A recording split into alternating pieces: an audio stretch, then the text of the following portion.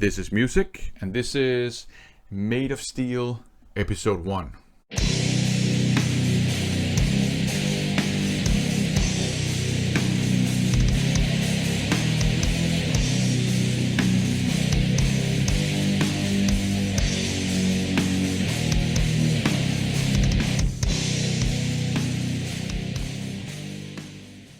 Welcome to the first episode of Made of Steel, a series in which I just talk about my collection of Band-Maid releases. And, Band-Maid is a Japanese hard rock band, a modern hard rock band. And it's a band I've listened to quite a lot over the last couple of years. I would consider myself a fan of Band-Maid. I don't follow the sort of individual members' lives and Twitters and Instagrams and all that stuff, but I really enjoy their music, and I purchase their releases when they come out, and I like all of them. I don't have any merch yet, but I would love to have a t-shirt with this on. That would be fun. Anyways, so a Japanese hard rock band, and I consider myself a fan. Now they are famous, of course, for dressing up in maid uniforms, and that's because one of them actually worked at a maid cafe back in the day, and they thought it would be kind of, funny to sort of integrate the look of, somebody who works in a maid cafe, to integrate that into their sort of visual style as a band. Their signature style musically, which is what I'm the most interested in, is modern, melodic, yet groovy and quite heavy hard rock with elements of, I would say, some pop punk and great catchy vocal melodies. So that's Band-Maid, and in this episode we're going to have a look at their debut release. I don't have that in physical format. It's very difficult to get your hands on physical releases by this band here in Europe, so I only have it in digital format. And their debut is considered a mini LP or mini album, and it was released in 2014, and it's called Made in Japan. Now, what's interesting about this release, I think, is that to my ears, it's very different from the signature sound that they end up developing. There's no groove that I could detect on this album. There's a lot of, I would say, pop influence. I don't have a problem with that, because they're very good at using pop elements. I think all of their releases have a good pop sensibility, which is reflected in the fact that they can write really catchy and memorable melodic hooks, right?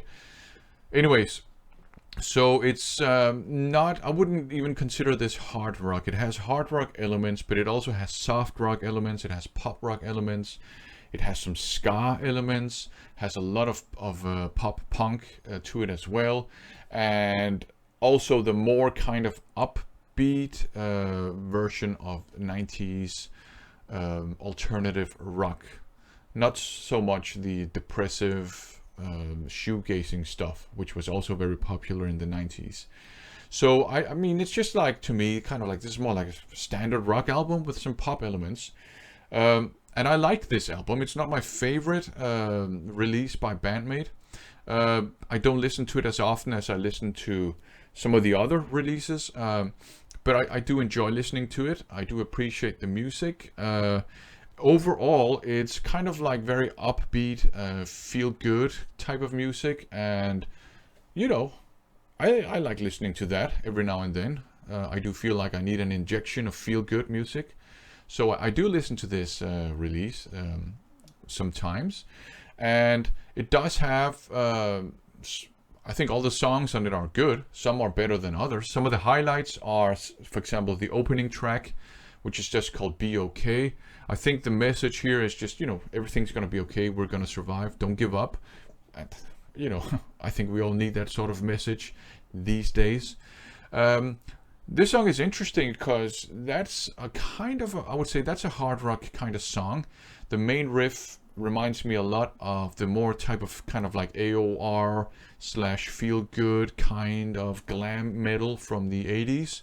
And it has a nice chorus. Another song that I consider a highlight is a song called Key, which has more of a 90s alternative feel good kind of rock feel to it, and a great chorus. So I like listening to that.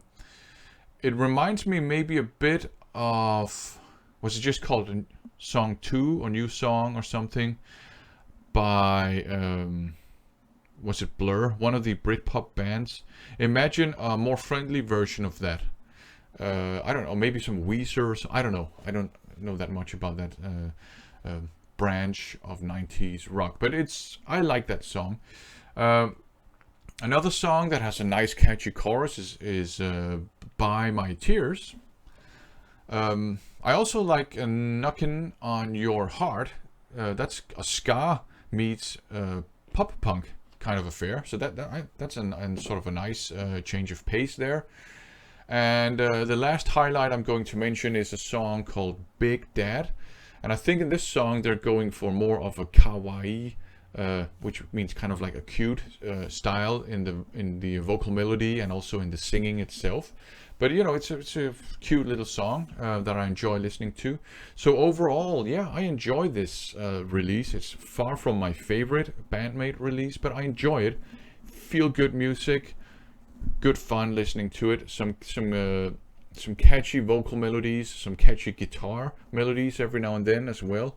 I do feel like they kind of hold back on this album. They don't allow themselves to shine, especially the drumming. The drumming feels very restrained because their drummer, I think her name is Akane or something, she's a really great dynamic drummer, and that doesn't really shine through here. The vocals, on the other hand, I think they kind of are given a lot of spotlight here. So, the vocalist Saiki is allowed to shine. I think the one of the guitarists also joins in with some backing vocals as well. So the vocals are really the strength of this album, I think. The vocals and the vocal melodies. So yeah, a good rock album. Melodic, soft, poppy, but fun rock with some hard rock elements. Feel good music, which I can certainly appreciate. I enjoy listening to it every now and then, but it's not my favorite release by Band-Maid. So that was episode 1 of Made of Steel. In the next episode, we're going to have a look at their, I guess, debut full-length album, or their second release, certainly, New Beginning. For now, thanks for watching.